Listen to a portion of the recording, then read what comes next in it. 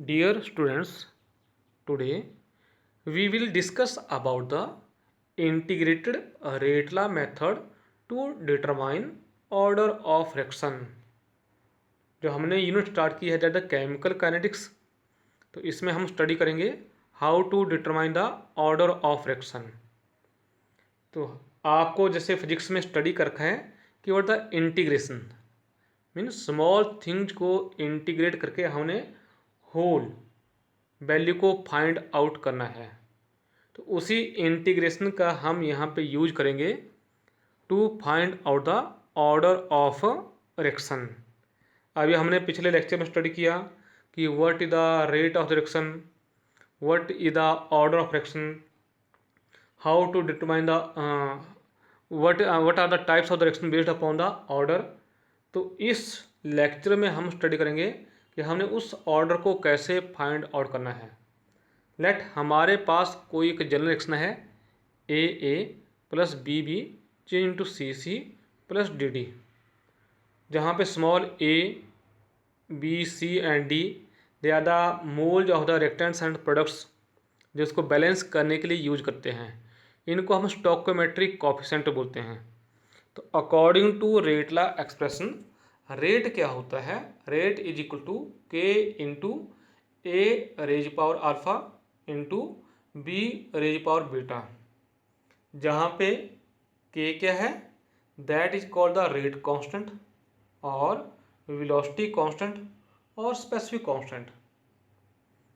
और जो ए और बी हैं आप यहाँ पे देख रहे हैं, they are enclosed in a square bracket. तो that the representation of the concentration. Chemistry में यदि हम किसी भी स्पीसीज को, रिएक्टेंट्स या प्रोडक्ट को स्क्वायर ब्रैकेट में एनक्लोज कर देते हैं तो इसका मीन क्या हुआ? Concentration of that species. तो यहाँ पे हम पढ़ेंगे A and B are the molar concentration of the reactants and alpha and beta are the power of the concentration term. और जो ये अल्फा और बीटा है that may be equal to the that stoichiometric coefficient जो balance करने के लिए use कर रहे हैं, और that may not be equal to that stoichiometric coefficient. तो हम जो यहाँ पे इस लेक्चर में जीरो ऑर्डर और फर्स्ट ऑर्डर के लिए इंटीग्रेटेड रेटलेह मेथड स्टडी करेंगे टू डिटरमाइन द ऑर्डर। तो फर्स्ट हमारा केस है जीरो ऑर्डर रिएक्शन, जो हमने इंटीग्रेटेड रेटलेह मेथड को अप्लाई करना है for which zero order reaction. तो मान लो let we have a simple reaction where reactant R change into product. R किस में चेंज हुआ? प्रोडक्ट में चेंज हुआ। तो अकॉर्डिंग टू डेफिनेशन जो हमने पिछले लेक्चर में स्टडी किया था, डेफिनेशन में रेट क्या होता है? That is equal to decrease in change in concentration of reactant upon change in time. Mean rate is equal to minus, यहाँ माइनस क्या है? Decrease, D mean change, D into A upon D T. D A mean हुआ change the concentration of reactant upon change in the time. यहाँ पे हमने are को जो है कंसंट्रेशन को जो है ए से इंडिकेट कर दिया है, और डी टी क्या है? Change the time. और रेटलेह एक्सप्रेशन के अकॉर्डिंग क्या है? रेट इज इक्वल टू के इंटू ए रे पावर जीरो। क्योंकि जीरो ऑर्डर रिएक्शन है तो जो रेट है ए की पावर कितनी आएगी? यहाँ पे जीरो आएगी। जैसा आपको पता किसी की पावर जीरो होने का मीन क्या हुआ? That value is equal to one. So here K rate is equal to only rate constant के बराबर है। तो हमने इक्वेशन वन और इक्वेशन टू को कंपेयर किया। On comparing equation one and equation two, तो हमारे पास क्या बनेगा? Minus D A upon D T is equal to K. किसके बराबर बना? Minus D A upon D T is equal to K. तो हमने डी टी को दूसरी साइड में शिफ्ट कर दिया, तो that mean minus D A is equal to के into D T. Now let हमने इस इक्वेशन को इंटीग्रेट करना है। एक स्मॉल चेंज आया वहाँ पे रिएक्शन में, तो हमने वहाँ पे लार्ज चेंज निकालना है with respect to the large time. तो उसके लिए हमें इंटीग्रेशन अप्लाई करनी पड़ेगी। तो बाय इंटीग्रेटिंग अबव इक्वेशन, तो minus integration of D A is equal to K, क्योंकि कांस्टेंट है तो इंटीग्रेशन से बाहर ले लिया, integration of the D T, K into integration of D T. तो जैसा आपने फिजिक्स में पढ़ा है इंटीग्रेशन ऑफ डी ए, तो क्या होती है वो ए होती है। तो यहाँ पे माइनस जो है इंटीग्रेशन ऑफ द डी क्या बन गया, minus A is equal to के इंटू डी टी की इंटीग्रेशन टी प्लस सी। क्योंकि हम इसको विदाउट लिमिट कर रहे हैं तो यहाँ पे हम जो है इंटीग्रेशन कांस्टेंट पुट करेंगे, तो c is the integration constant. तो let is the equation number 3। तो हमने यहाँ पे जो इंटीग्रेशन कांस्टेंट है उसकी वैल्यू को फाइंड आउट करना है कि what is the value of the integration constant. कई केस में जो है इंटीग्रेशन कांस्टेंट को हम i से भी डिनोट करते हैं और सम टाइम हम इसको c से भी डिनोट करते हैं। तो don't be confuse about that कि इंटीग्रेशन कांस्टेंट कई बुक्स में i लिखा होगा, कई जगह c लिखा होगा, तो डोंट कंफ्यूज अबाउट दैट। तो integration constant c can be calculate from initial concentration, कि जब हमने रिएक्शन स्टार्ट की थी उस टाइम जो कंसंट्रेशन थी that is called the initial concentration. तो जब हम किसी भी रिएक्शन को स्टार्ट करेंगे तो reactant as a whole present होता है, तो इसका सिंबल होगा integration initial concentration, A power A के फुट में नॉट लगा देते हैं। When A is equal to A naught, उस टाइम टाइम क्या था टी इज इक्वल टू 0, क्योंकि अभी आपने रिएक्शन स्टार्ट ही की थी तो टाइम वहाँ पे क्या था, अभी स्पेंट ही नहीं हुआ था, 0, कोई चेंज नहीं हुआ था। तो हमने इसको इक्वेशन 3 में पुट कर देंगे। जब हमने इसको इक्वेशन 3 में पुट किया तो माइनस ए के प्लेस पे क्या आ जाएगा हमारे पास, ए नॉट आ जाएगा। तो minus A naught is equal to क्या है हमारे पास, के इंटू टी की वैल्यू कितनी है, 0 प्लस सी। तो सी की वैल्यू यहाँ से कितना आ गई, that is equal to minus A naught. Mean जो सी है that is equal to decrease in the initial concentration. Minus मैंने बताया क्या है, डिक्रीज को इंडिकेट कर रहा है। तो हम सी की वैल्यू को इक्वेशन 3 में पुट करेंगे सो दैट वहाँ पे जो है इंटीग्रेशन कांस्टेंट जो है अप्लाई हो जाए। तो minus A is equal to के इंटू टी, माइनस सी के प्लेस पे आएगा ए नॉट आएगा। तो ए नॉट को हम दूसरी लेफ्ट हैंड साइड पे लेके गए तो उस साइड जाके ये पॉजिटिव हो गया, तो A not minus A is equal to के इंटू टी, और K is equal to A not minus A upon T. Mean initial concentration minus concentration left divide the time is equal to K, mean rate constant for the 0 out reaction. तो जो भी इस equation number 4 को ओबे करेगी reaction, that reaction is of the 0 order reaction. इसका mean क्या हुआ कि हम ए नॉट की वैल्यू इनिशियल कंसंट्रेशन की वैल्यू कांस्टेंट होगी और ए की वैल्यू चेंज होती जाएगी विद रिस्पेक्ट टू टाइम।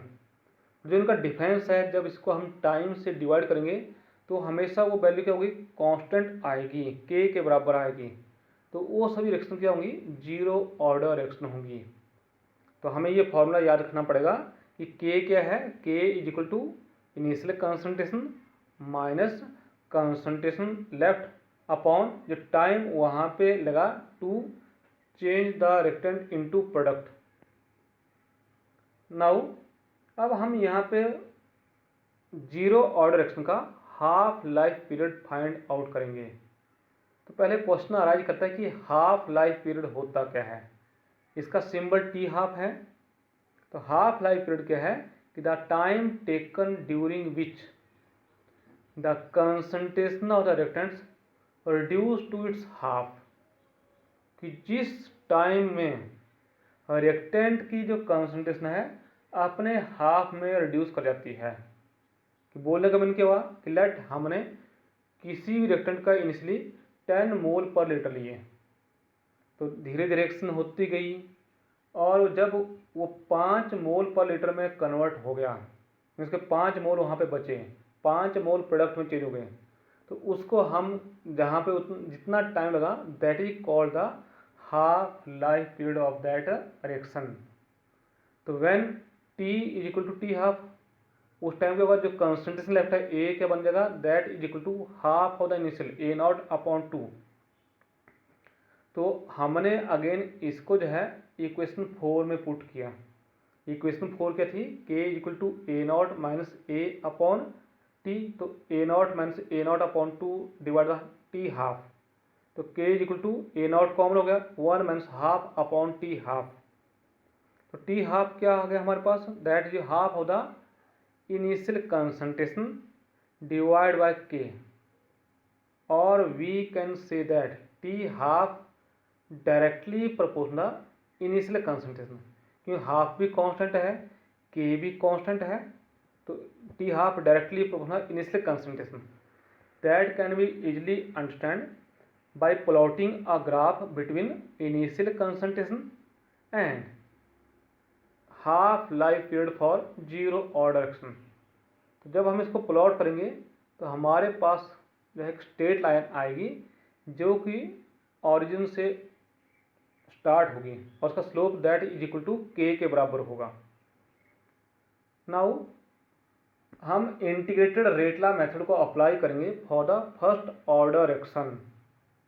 तो for the first order action again हमारे पास कोई जनरल एक्शन है, रिएक्टेंट चेंज इनटू प्रोडक्ट, तो रेट अगेन बाय डेफिनेशन क्या बनेगा, minus D A upon D T, जैसे हमने पहले बताया minus decrease in the concentration, D का मीन होता है स्मॉल चेंज, ए स्क्वायर ब्रैकेट में लिखा है द कंसंट्रेशन ऑफ ए, और डी टी का मीन क्या हुआ, चेंज द टाइम, और रेट क्योंकि ये फर्स्ट ऑर्डर करेक्शन है तो अकॉर्डिंग टू रेटला एक्सप्रेशन रेट क्या आएगा, रेट इज इक्वल टू के इंटू ए रेज पावर 1।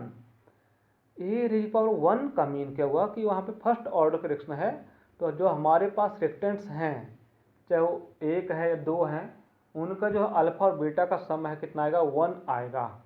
तो हमने यहाँ पे ए की रिएक्टेंट शो कर रखा है, तो ए की पावर कितनी है यहाँ पे 1 है। On comparing equation 1 and 2 again हम इनको कंपेयर करेंगे तो क्या बनेगा, minus D A upon D T is equal to के इंटू ए, तो डी टी को हम राइट हैंड साइड में ले जाएंगे और ए को जो है हम दूसरी साइड लेफ्ट हैंड साइड में ले आएंगे, तो क्या बन जाएगा हमारे पास, minus D A upon A is equal to के इंटू डी टी, यहाँ पे हमने सफरिंग की, वहाँ पे शिफ्टिंग की, D T right hand side में चला गया तो के इंटू डी टी बन गया, और ए लेफ्ट में आ गया तो minus D A upon A बन गया। Let is the equation number 3। अब हम इसको इंटीग्रेट करेंगे विदाउट लिमिट, अगेन हम यहाँ पे लिमिट नहीं अप्लाई करेंगे, तो सेम केस कि जब हम लिमिट अप्लाई नहीं करेंगे तो हमारे पास वहाँ पे इंटीग्रेशन कांस्टेंट आएगा। तो ऑन इंटीग्रेटिंग इक्वेशन 3 तो हमारे पास माइनस इंटीग्रेशन से बाहर आ गया, integration of the D A upon A is equal to K, again integration से बाहर आ जाएगा K into integration of the D T. तो आपने फिजिक्स में पढ़ा है डी एक्स अपॉन एक्स की इंटीग्रेशन, तो that is equal to natural log of the X, तो सेम केस यहाँ पे minus D A upon A की इंटीग्रेशन जाएगी minus natural log of the A is equal to के into D T की T plus again सी के है integration constant, तो हमारे पास क्या बनेगा ये minus natural of the concentration of the A is equal to के into T plus C. Again हमने सी की वैल्यू को कैलकुलेट करना है, तो सी की वैल्यू को कैलकुलेट करने के लिए हमें इनिशियल कंसंट्रेशन के को टेकअप करना पड़ेगा, तो when time is equal to 0 तो जो कंसंट्रेशन हमारे पास लेफ्ट थी A is equal to A not, तो हमने इसको जो है जो ऊपर वाली इक्वेशन है जो इंटीग्रेशन के बाद इक्वेशन ऑब्टेन हुई उसमें पुट करेंगे, तो हमारे पास क्या आ जाएगा, minus natural of the A naught is equal to के इंटू 0 प्लस सी, जो सी की वैल्यू आई that is equal to minus natural log of the A not, तो ये हमारे पास क्या है, इंटीग्रेशन कांस्टेंट की वैल्यू है, mean again that depend upon the initial concentration. तो जब हम इस वैल्यू को सी की वैल्यू को अगेन इक्वेशन 3 में पुट करेंगे तो हमारे पास क्या आ जाएगा, minus natural of the A is equal to के इंटू टी। अब सी प्लस सी है तो वहाँ पे हमने जो है सी की वैल्यू पुट करनी है, तो क्या बन जाएगा minus natural of the A not. तो minus natural of the A naught को हम राइट हैंड साइड में शिफ्ट करेंगे तो पॉजिटिव हो जाएगा। तो minus natural of the plus natural of the A not minus natural of the A is equal to के इंटू टी। अब हमने पढ़ा है कि log A minus log B, तो क्या होता है लॉग ए अपॉन बी। तो same case natural of the A not upon A is equal to के इंटू टी।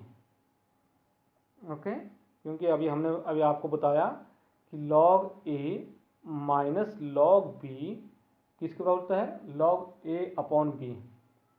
जो नेचुरल लॉग होता है उसकी वैल्यू होती है natural log of the base E is equal to 2.303 of the log of the A. तो यहाँ पे नेचुरल लॉग को हमने सॉल्व किया तो क्या बन गया 2.303 log of the A not upon A is equal to के इंटू टी। तो 2.303 अपॉन टी को दूसरी साइड में शिफ्ट किया हमने, 2.303 upon T log of the A not upon A. तो जो भी इस इक्वेशन नंबर 4 को ओबे करेंगे reactions, all the reactions which obey the equation number 4 that are of the first order reaction. कौन सी रिएक्शन है वो, फर्स्ट ऑर्डर की रिएक्शन होगी। तो मीन वहाँ पे हम ए नॉट तो अगेन क्या है कांस्टेंट रहेगा, ए की वैल्यू चेंज करते रहेंगे, टी की वैल्यू चेंज होती रहेगी, बट जो के की वैल्यू है सेम आएगी फॉर ऑल द केसेज। तब हम ये बोलेंगे कि that is the first order reaction. अब हम इसको जो फर्स्ट ऑर्डर रिएक्शन है इसको एक अनदर फॉर्म में भी लिख सकते हैं, दैट द अल्टरनेट फार्मूला या alternate method to write the first order reaction. किसको हम जो है कंसंट्रेशन के प्लेस पे मोल की फॉर्म में भी लिख सकते हैं। तो लेट हमने कोई रिएक्शन स्टार्ट की, वहाँ पे उसके ए मोल टेकअप किए, जो इनिशियल कंसंट्रेशन के प्लेस पे जो है हमारे पास क्या आएंगे, ए आएंगे कि A R the initial moles जो हमने टेकअप किए, और उसमें से जो है ए में से x moles they convert into the product. A में से एक्स किस में चेंज हो गए, प्रोडक्ट में। तो हमारे पास जो मोल्स लेफ्ट रह गए कितने बचेंगे, ए माइनस एक्स। तो ये क्या है, that is equal to concentration left, कि जैसा मैं बता रहा हूँ ए के हमारे पास इनिशियल मोल है, मीन ये क्या है that is equal to initial concentration A naught, और ए माइनस एक्स, एक्स वहाँ मोल रेक्टेंट से प्रोडक्ट में कन्वर्ट हो गए।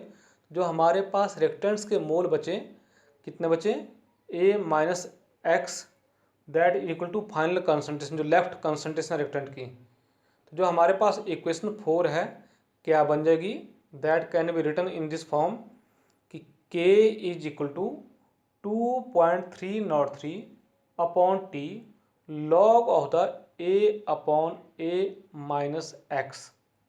ए नॉट के प्लेस पे हमने ए पुट किया, और ए के प्लेस पे जो कंसंट्रेशन लेफ्ट है उसके प्लेस पे हमने ए माइनस एक्स पुट किया। तो that the alternate form of the first order reaction. Now half life period of the first order reaction. Again मैंने बताया अभी हाफ लाइफ पीरियड क्या होता है कि जब रिएक्टेंट की कंसंट्रेशन अपने हाफ में रिड्यूस कर जाती है, जो उसका हाफ है मीन जो इनिशियल कंसंट्रेशन है उसका जो है आधा हो जाता है। तो when T is equal to T half, half life का सिंबल क्या है, टी हाफ है, देन ए जो कंसंट्रेशन लेफ्ट है that is equal to half of the initial concentration A not upon 2। तो हम इसको इक्वेशन 4 में पुट करेंगे, तो k is equal to 2.303 upon T के प्लेस पे T half log of A naught divide the A के प्लेस पे ए नॉट अपॉन 2। तो अपॉन 2 ऊपर चले जाएगा और ए नॉट से ए नॉट कैंसिल हो जाएगा। तो k is equal to 2.303 upon T half into log of the 2। तो log 2 की वैल्यू है that is equal to 0.301। T half को हम लेफ्ट साइड में ले गए और के को राइट साइड में, तो T half is equal to 2.303 upon K into 0.301। तो जब मल्टीप्लाई किए तो T half is equal to 0.693 upon K, mean ये कॉन्स्टेंट है 0.693 भी और के भी। तो T half for the first order reaction is always constant, mean ये इनिशियल कंसंट्रेशन के ऊपर डिपेंड नहीं करता है। यदि इसकी वैल्यू जो है एक रिएक्शन के लिए शुरू में जो है 10 है, 10 ईयर्स या 10 मंथ, तो ये हमेशा उतने ही रहेगा। तो by plotting graph initial concentration और हाफ लाइफ के पीरियड में, तो हमारे पास एक पैरेलल लाइन ऑब्टेन होगी। Now numerical problem based upon this. तो हमारे पास न्यूमेरिकल क्या है, या first order reaction is completed is found to have a क्या प्रॉब्लम हमारे पास, a first order reaction is found to have a rate constant. कितना उसका, के की वैल्यू है 5.5 इंटू 10 रेज की पावर -14 पर second. Find half life period of the reaction. तो जो हमारे पास अभी हमने स्टडी किया, तो हाफ लाइफ पीरियड का जो है फॉर्मूला जो है क्या है, T half is equal to 0.693 upon के। तो यहाँ पे हमारे पास के की वैल्यू दे रखी है कितनी है, 5.5 इंटू 10 रे पावर -14 पर सेकेंड। और टी हाफ है हमारे पास कितना है, that is equal to 0.693 upon 5.5 into 10 रे पावर -14 पर सेकेंड। तो जब हमने इसको सॉल्व किया तो हमारे पास उस रिएक्शन का हाफ लाइफ पीरियड आया 1.26 इंटू 10 रे पावर 13 सेकेंड। एक और प्रॉब्लम है हमारे पास, the half life period of a reaction is found to be, कोई रिएक्शन है उसका हाफ लाइफ पीरियड है, reaction is found to be 10 second. Find the rate constant, calculate the rate constant. तो यहाँ पे टी हाफ दे रखा है, कितना टी हाफ है यहाँ पे, that is equal to 10 seconds. तो अगेन फॉर्मूला क्या हमारे पास, t half is equal to 0.693 upon के। तो इस केस में हमने के को कैलकुलेट करना है, तो हमारे पास क्या आ जाएगा, ये K is equal to 0.693 upon T half. तो that is mean K is equal to 0.693 upon 10। तो वहाँ पे आ गया के इज इक्वल टू 0.0693 और पर सेकेंड क्या बन जाएगा, ये पर सेकेंड।